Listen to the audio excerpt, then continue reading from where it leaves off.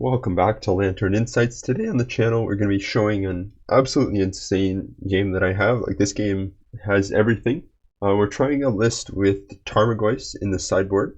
Kind of the main goal of this list is to have it kind of almost as extra copies of Bridge, or just to put added pressure in certain matchups. So just testing it out. It's been interesting. Some matchups it's quite good in, and obviously the bad ones you just don't bring it in. Kind of using it as a Leyline of Sanctity replacement, but that's kind of one thing that we're gonna look to showcase in this matchup. A very cool innovation. Overall, this game is just very exciting. We start off on a mulligan, kind of a sketchy hand, and I like to keep this one. I think it's a lot nicer. Just the Shredder plus Bauble and Stirrings is going to give us a pretty good selection, and then Profane Tutor can help us find something else. So I'm going to Shock in an Overgrown Tomb and play a Halfling.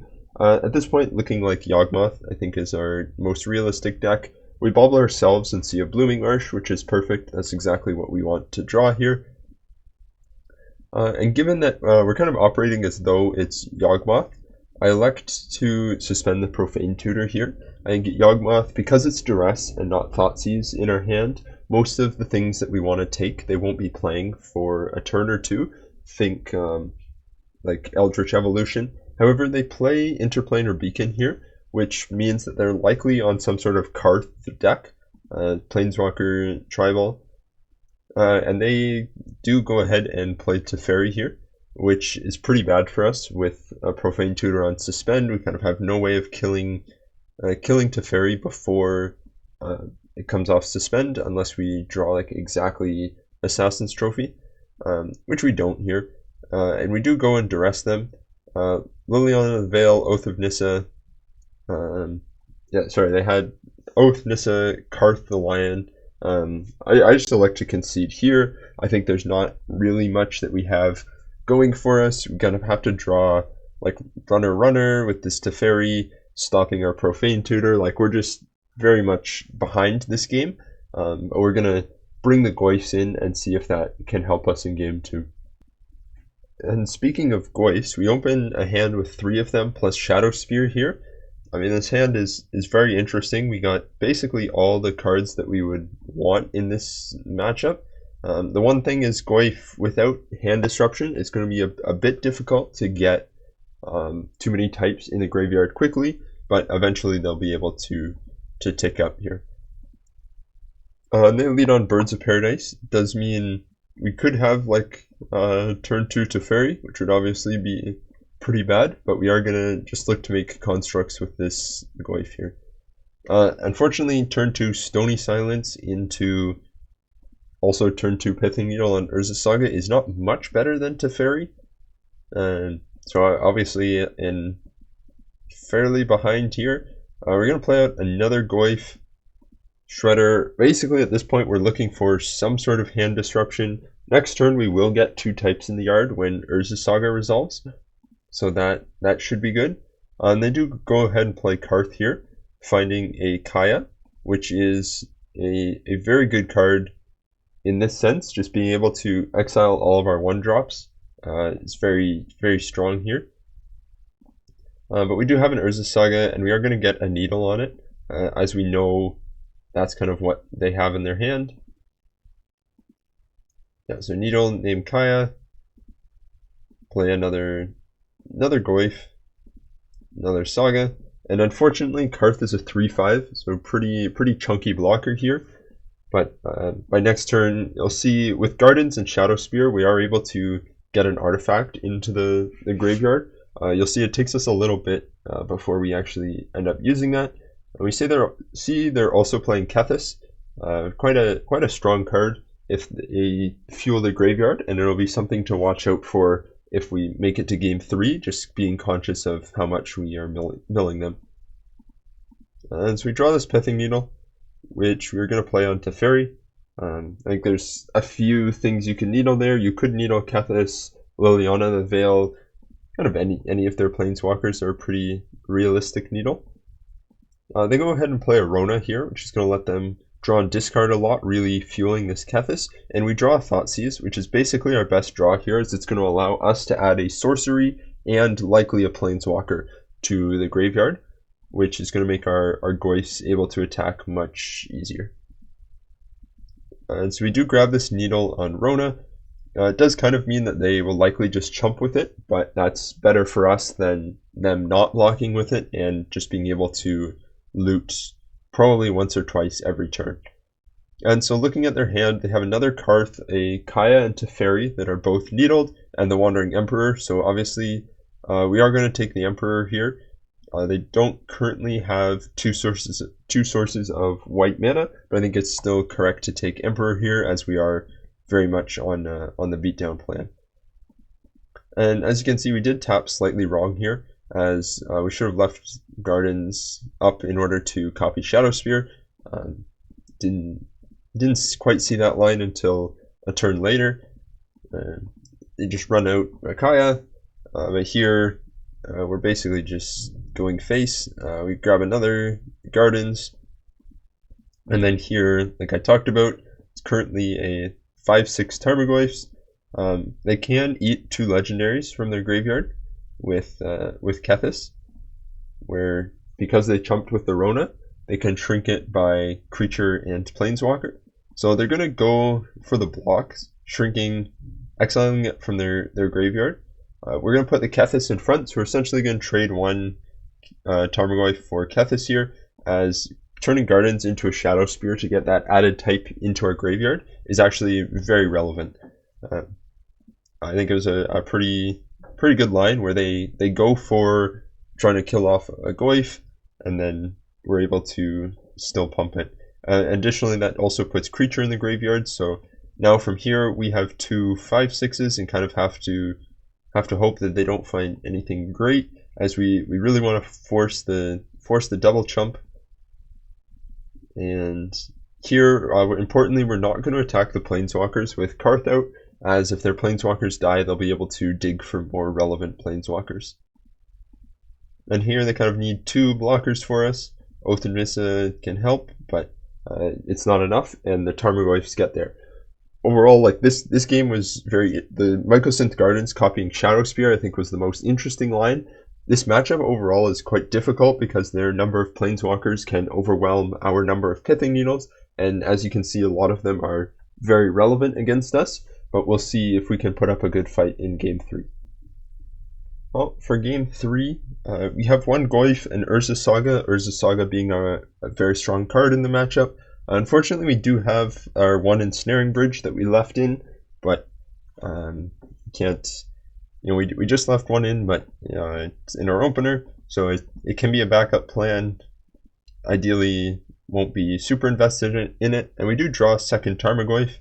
They are going to be able to get pretty big, especially if this Thoughtseize taking something important. And because we have Needle in hand, we elect to take Karth here. I think the value that it can provide is quite strong. And they do draw a second Halfling, which is pretty good for us after they play the Beacon. Obviously, as many turns as possible without good top decks from them are ideal. So here we're just going to play Saga, Needle, the Chandra, get a Shredder down in order to keep our constructs bigger. And we are going to go for the constructs first. I think if they waste time killing the constructs, we're in good shape. Oh, sorry, they didn't play the Mana Confluence. They drew a Plaza of Heroes, so they have 2 Mana Confluences in hand, which is pretty strong for us. Here, they do play a lot of, a good number of Mana Dorks, so, and here, they just pass. So they play 1 Mana Confluence that we knew about, and off of this Urza Saga here, I think, really, you gotta understand kind of what top decks your opponents would have that cause them not to play anything here, and I believe the only answer is the Wandering Emperor. So you're actually going to see we make another construct and then get a Needle on Wandering Emperor off of this Saga, because when you're framing this, a lot of it is kind of playing as your opponent, so we just Needle Emperor, where if you think what cards could they have in their hand that they wouldn't play here, If they drew any land that wasn't Mana Confluence, I think they play that, so they don't have to pay life. So you know they didn't draw land. If they drew Teferi, they're playing it. If they drew Kaya, they're playing it. If they drew a Mana Dork, they're playing it. If they drew like Liliana in the Veil, they're playing it. If they drew Karth, they're playing it. Basically, every card in their deck they would play out except for the Wandering Emperor. So I think in this situation, it's basically guaranteed that they have the Wandering Emperor in hand. So we're gonna attack.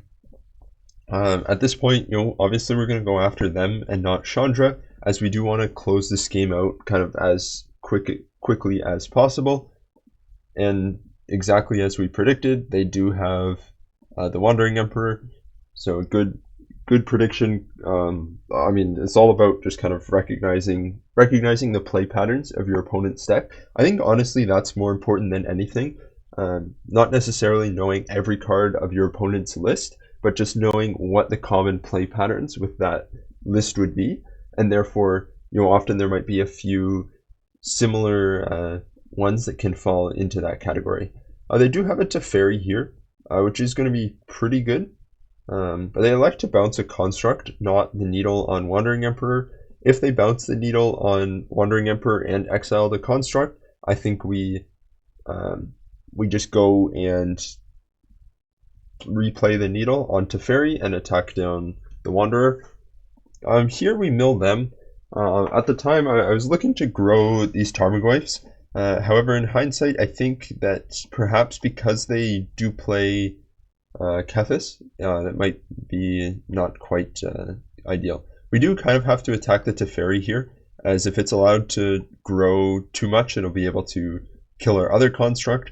However, we can just play out double Tarmogoyfs here. I could see maybe a slight argument for attacking them with the construct, and if they take it, then playing double Tarmogoyf and kind of having lethal for next turn. And they find a halfling, which we're pretty alright with them having a halfling. Again, here, I may have attacked slightly imprecisely. I think you can swing 2 at Teferi, force them to double block if they want to keep it around, and 1 at them. But I think it can be somewhat risky if they... it looks very bad if they find some sort of answer. I don't know what answers they might have, but Planeswalker decks are usually known to have... the Wraths wouldn't be out of the question from them. So they do find a Kaya here, which is pretty bad for us, as they're able to start taking out our needles, which is going to allow them to unlock kind of all the Planeswalkers that we have shut down.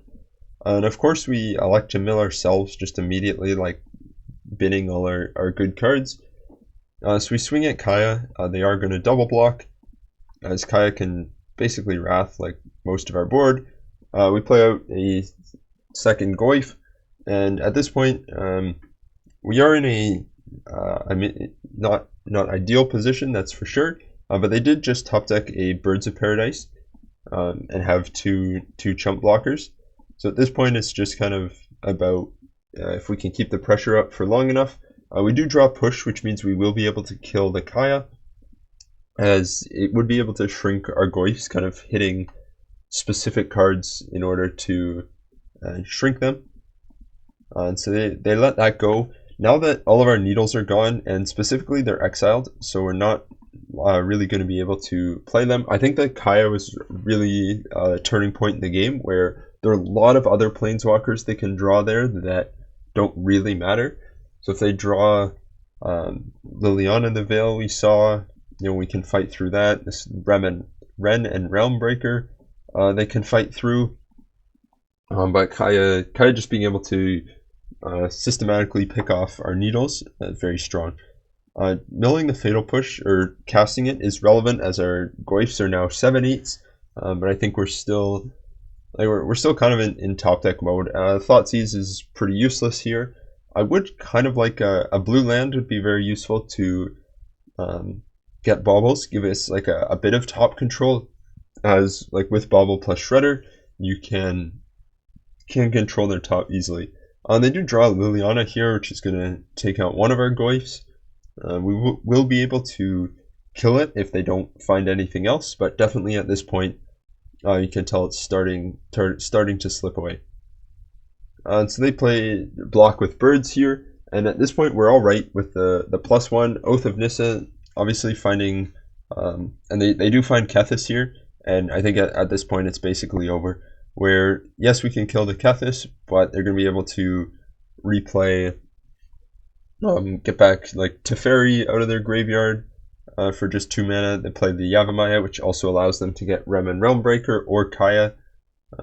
Actually, I don't think they have the mana for Kaya, but yeah, at this point we're basically dead. I did kill the Kethis so that they couldn't kind of loop from their graveyard every turn, but like the damage is done. We can't come back from this. We had a shot in the second game, but just that Kaya right off the top was not good. Overall, Tarmogoyf, I think, like in a matchup like this where Ensnaring Bridge is much less relevant and it's a lot harder to lock them, it's a very interesting sideboard plan.